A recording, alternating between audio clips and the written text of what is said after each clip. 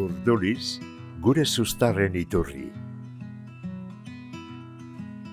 Urdurizen gagoz, Uribe kosta eskualdean.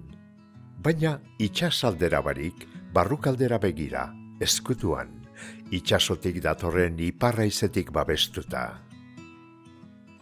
Urduriz, itzelean hasi da azken urteotan. Izan bere, herriak izaki bizien antzeko dira.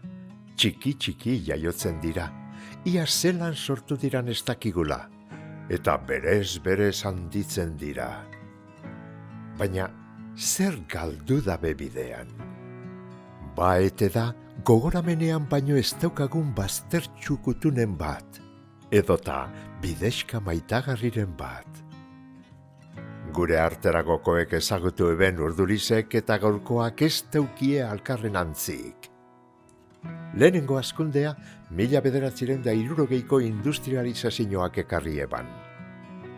Orduan egin ziran lehenengo lantegiak eta etxebizitza blokeak, tren geltokiaren inguruan.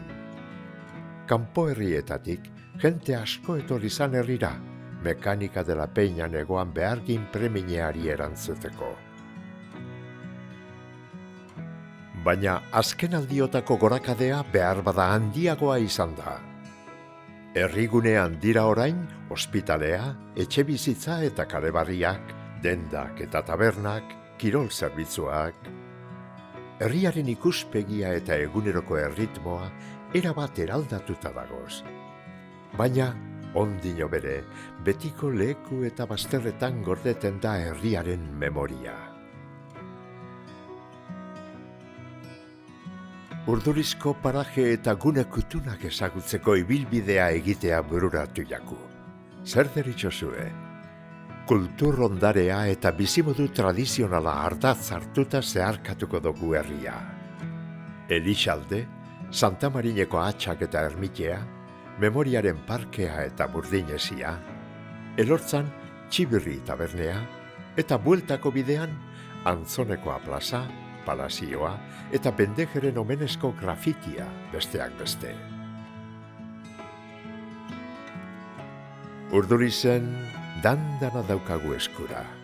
Paisaia, historia, natura eta era askotako ondarea. Gure sustrai sakonak eta arobarriak alkar hartuta, oraingoen eta lehenagokoen memoria. Ezagutu gura dozuz?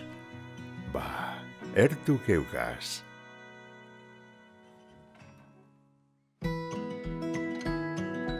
Ibilaldia, Elixalden hasiko dugu.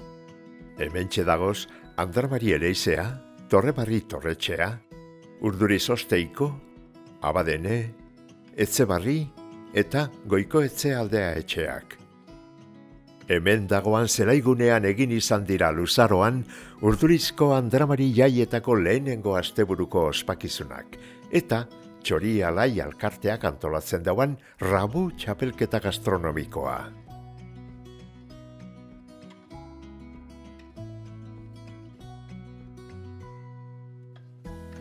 La iglesia de Andramari es uno de los edificios más importantes del patrimonio artístico de Urduliz. El edificio tal y como hoy día lo contemplamos es fruto de una reconstrucción que se hizo en el siglo XVIII, aunque la torre de campanas es del siglo XVII. Los dos accesos a la iglesia son anteriores, son del siglo XVI y es lo único que se conserva de aquel templo. Sabemos que hubo una iglesia anterior que aparece documentada en 1449, de la cual no se ha conservado ningún resto. En su interior destacan los tres retablos. El retablo mayor se instaló en la iglesia en el año 1666, es de estilo clasicista y está atribuido al escultor Pedro de Ayoitiz. Los otros dos retablos, que son los retablos laterales, son rococós y son del siglo XVIII.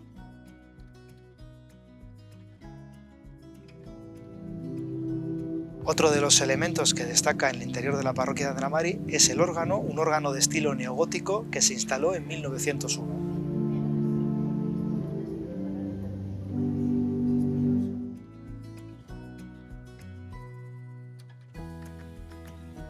Andramaritik, hortxe parean dagoan Torrebarrira joko dugu.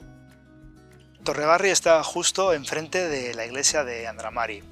Es un edificio palaciego construido en la segunda mitad del siglo XVII, aprovechando una vieja torre medieval. Torrebarri perteneció a la familia Echevarría y además de esta casa-torre tuvieron otra en el barrio de Dobaran, que se quemó en la década de los años 70 del siglo XVIII. En su fachada destaca el escudo de la familia, que también podemos encontrarlo en la torre de la iglesia, ya que los señores de Echevarría eran los patronos de la parroquia. Uno de los elementos que más sobresale de esta casa-torre es el patín o escalera que sube a la planta superior por el tamaño tan grande que tiene.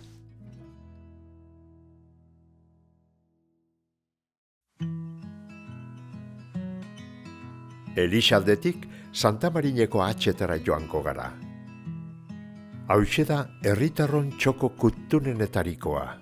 Herriko lekuri garaiena izanik, Urdurizko eta Bizkaiko itsasertzaren ikuspegi parebakoa eskaintzen deuskulako, besteak beste. Arrizko eskilarak igonda, ermitara helduko gara. Baseleiza hau atxen gainean eraikita dago. Eta Urduriztarrona ez eze, Sopeloztarrena bere bada, herri bien mugan dagota. La ermita de Santa Mariñe es uno de los edificios más antiguos de Urduliz, se construyó hacia finales del siglo XV y comienzos del siglo XVI, reaprovechando probablemente un templo anterior. Una de las características más especiales de la ermita es que una de sus paredes está excavada en la peña y además encontramos dos altares y una escalera que conduce a la parte trasera de la ermita. Probablemente estos dos altares y esta escalera forman parte de un templo anterior excavado en la roca, que es lo único que se ha conservado de aquella construcción. También podemos destacar que el edificio está construido en sillarejo y en la fachada sobresale el acceso en arco apuntado propio del estilo gótico.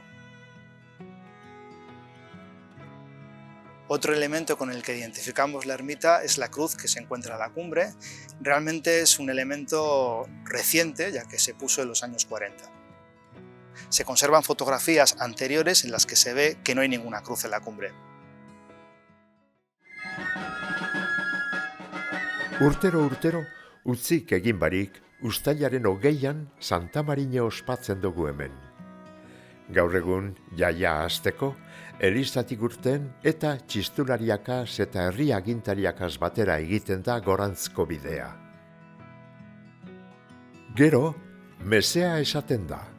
Lehenengo, sopelakoentzat eta gero urdulizkoentzat. Ostean, azken aldian, ohitura barri bat zabaldu da. Santa Librada, haurdun dago San Andren zaindaria izanik, urte horretan umea izan daben amen omenezko aurreskua egiten da, eta alkateak oroigarria emoten deltzie. Gero, amaiketakoa dago, ona aurreratu diran guztientzat. Horrez ganera, tortilla txapelketea, dantzarien bajadea, txokolatadea eta erromeria bere izaten dira. Lekukoen esanetan, jaiegun hau luzaroan bere ez da asko aldatu. Entzun daigun, lehen zelan ospatzen eben. Santa Marine guretzako izaten zen jai handi. Eta etorten ginen, famili mesara. Hortik, solori solo, etorten ginen, famili dana. Jateko sasoireko, ordu batak ingerureko edo, etorten zen, ama, alapozarea burun hartu de bezkariez. Eta orduan, goten zen, onde inotomatek hasi barrik ongo ziren, pipertxu bai, ensalada betxuet, eta tortilla, eta arrozko letxe.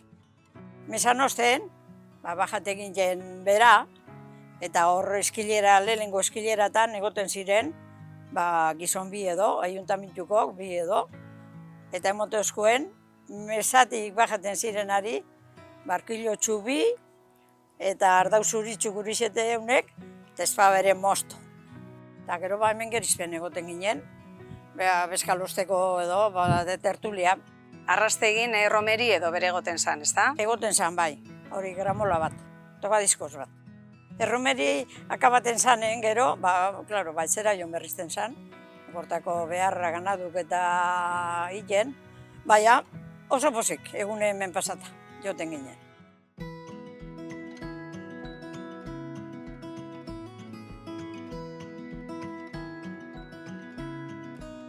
Santa Marineko hatxak ezagunak dira hemen inguruko eskalatzaileen artean, horretarako eginak dirata. Baina horrez ganera, ondo gordeta daukiez natura ondareagaz lotutako beste altxortxu bi. Alde batetik, belazkorriek euren abiak egiteko aukeratutako lekua da, eta bestetik, lilipa berezi baten babesgunea bere bada. Konta iguzu orduan, zein dan lora honen berezitasuna. Urdulizeko hemen Santa Marine aitz inguru hauetan topatzen dugun landare polite hori lilipa bat da. Bere izen zientifikoa Narcissus triandrus, subespeziea triandrus izenekoa. Erraboildun landare bada, esan nahi dut lurpean bizi da, eta gutxi gora bera martxoa maieran, apirila hasieran bere lora garatzen du. Espezie honen gutxi gora bera populazio gutxi ezagutzen dira, erkidego autonomoan, Urduliz eta Sopelako udalerritan, gutxi gora bera 9 gune ezagutzen dira, baina urria denez, garrantzitsua da jakitea, erkidegoko flora eta fauna mehatxatuaren katalogoan izendatuta dagoela. Eta bere mehatxu kategoria kalte bera dela. Eta beraz, hori zaindu behar da, horrek eskatzen du kudeaketa plan bat egitea, eta besteak beste, jakin dezazuen, zaindu behar dugula, babes zorrotza behar duela, eta horren ondorioz ezin dela ez moztu, ezin dugu erraboilik atera, ezin dugu bere ingurunea inundik ere suntsitu. Eta hori eginez, mantenduko dugu, kontserbatuko dugu landare polite hau gure ingurunean.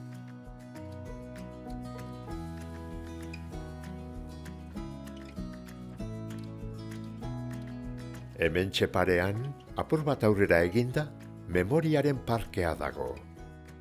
Paraje horretan, era askotako zuhaitzez inguratuta, 1926ko gerratean herria babestu eben gudarien omenez egindako 3 eskultura dagoz. Leku atzekina da, naturaz gozatzeko eta lasai egoteko. Baina historiako une garrantzitsu horren ganean berba egiteko, ibilbidean atzera egin eta ospitalearen parean dagoan bidetxutik Burdineziko lubakietara eta metrailadoreen kokalekuetara joango gara. Eurak diralako gure iragan historikoaren lekuko biziak. Urdulizko Burdineziko elementu berezi baten gainean gaude, bere kokapenagatik eta ondorioz bere formagatik. Hau da, Santa Marine kordalaren muturrean kokatuta dagoenez, babestu ditzakelako 3 eremu desberdinak. Alde batetik iparra, beste aldetik hegoa eta ekialdea. Eta ezaugarri honekin 3 metrailadore leku dauzkan elementua bada bakarra Bilboko Burdinezi osoan. Burdineziko ia zabai guztiak desagertua daude. Lehertu egin zituztelako. Hau da, barruan zituzten burdinazko barillak hartzeko. Omen zen, burdin behar garai bat eta dinamitatu egin zituzten barilla horiek hartzeko eta burdina berreskuratzeko. Urdulizko Burdinezian, 3 elementu desberdinak aurki ditzakegu. Alde batetik metrailadore hobiak, beste aldetik lubakimarrak, baita babeslekuak ere.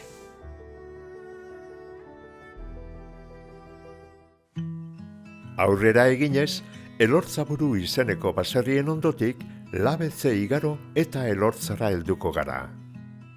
Hauxe da, Urdulizko beste gune garrantzitsu bat. Hemen dagoz, Elortza ikastetxe publikoa eta udaletxea. Eta aurreko plazan, herri kiroletarako gunea, karrajuta guzti.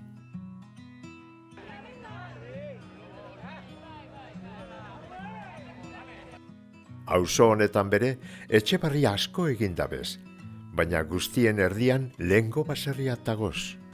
Intxurrondo, Elortza osteko, Zapatarine eta Elortzaurreko. Baina Elortzan lekuren bat aitatzekotan, Txibirri tabernea aitatu behar dugu. Berau da hemengo bilgune nagusia. Orain frontoidun tabernea da, baina sasoian beste eginkizun eta zeregin batzuetarako bere erabili izan zan. Batzokia, dendea, eskolea. Este edificio de estilo neovasco que conocemos como Txiberri fue construido en 1934 con un diseño del arquitecto guechotarra Antonio de la Luce. Fue construido como sede del batzoki del pueblo y al año siguiente, en 1935, se construyó el frontón. En los primeros años de la dictadura franquista, el edificio fue ocupado por Falange, que lo utilizó como sede, y pocos años después, en la parte superior, se instalaron las escuelas del pueblo, ya que las escuelas que estaban en el barrio de San Fermín habían quedado destruidas en la guerra. El nombre del bar es el seudónimo de José Brotons, que fue el encargado del bar del batzoki en aquella época y que además también fue corresponsal de Urduliz en el diario Euskadi, donde escribió varios artículos.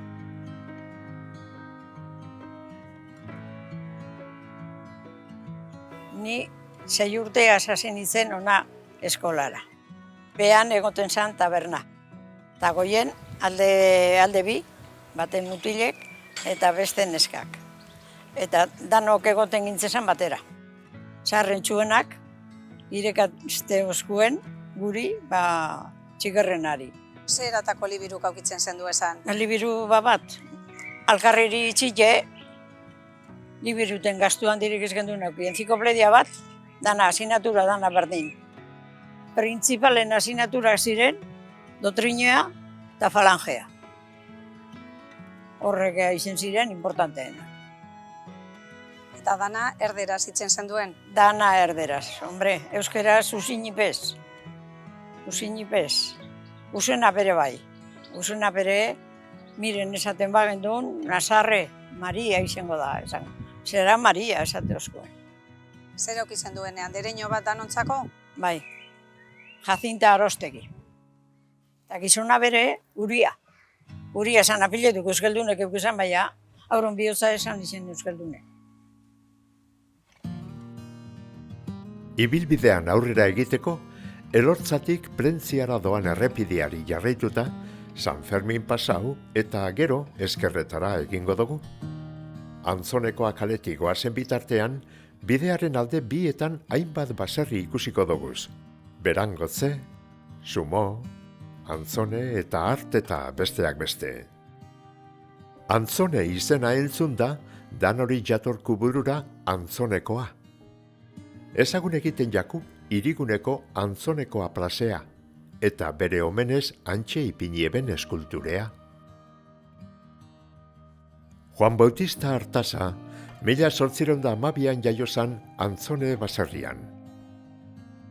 Gaur arte heldu diran kontakizunetatik, badakigu jakin sano gizon handia eta indartzua izan zala. Berak egindako egita den ospea, Bizkaian esese, Gipuzkoan bere zabaldu zan. Horregaitik, halako baten, gizon pare bat agertuei jakon soloan, beharrean egoan bitartean, Antzonekoa non bizizan itaunka. Berak, idiak askatu, esea eskuan hartu, gora altzau, eta bere jaiotetxera begiratuta, hortxe baserri horretan, esan eieltzen. Seguruenik, horixe izango da berari buruzko pasarterik esanguratzuena. Bai hori eta bai beste batzuk, erdi benetakoak, erdi asmatuak, Benito Otasuak, Antzonekoaren odolekoak argitaratu ebazan liburu baten, Jose Arrueren marrazkiakaz ilustralta. Benitorena da, kulturretxeko aurrekaldean irakurri geinken esaldia bere. Bere hizkuntza eta kulturea zaintzen dauan herri bat, ez da inoiz hilgo. Kurtzejada kaletik aurrezkolea eta kulturretxea ezkerrean itxi eta biribilgunean eskoatara eginda Aitagotzon kalea hartuko dugu. Baina, badakizuen orzan Aitagotzon? Ez? Gogoratu daigun ba. Aitagotzon, Gotzon Garitaon handia Gorordo, Urdulizko semea zan, 1936 urtean jaio zen, Santa Marina egunez. Oinarrizko ikasketak eginda ostean, 18 urtegaz, abade izangura ebala erabaki eta Derioko seminariora joan zen, eta 13 ikasturteko karrerea 9 urtean egin eban. 1973an egin zen abade, urte horretan emon eban ustailean, emon eban hemen Elizalden bere mesabarria, eta egun handia izan zen, ospakizun handia izan zen, eta jente asko etorri zen bertora. Mainure, bialdu eben, abade gero, eta han egon zan bitartean, artikulo asko idatzi ebazan sasoiaretako euskal aldizkarietan, euskararen alde eta Euskal Herriaren alde idatziz. Dana dela, bere lanik garrantzitsuena, Valendin Urionari buruzko biografia bat izan zen. Zoritzarrez, Sano gazte hil zen, 34 urte zituela hil zen, eta urteak garrenean Ordulizko udalak herriko kale nagusiari bere izena imintea erabaki eban. Landa auzoan, Antzonekoa plazea da gaur egun herriko gune garrantzitsu eta jentetzuenetako bat. Bertan dagoz, osasun zentroa, adinekoen etxea eta tabernea, eta umea golgetako leku zabala eta aproposa.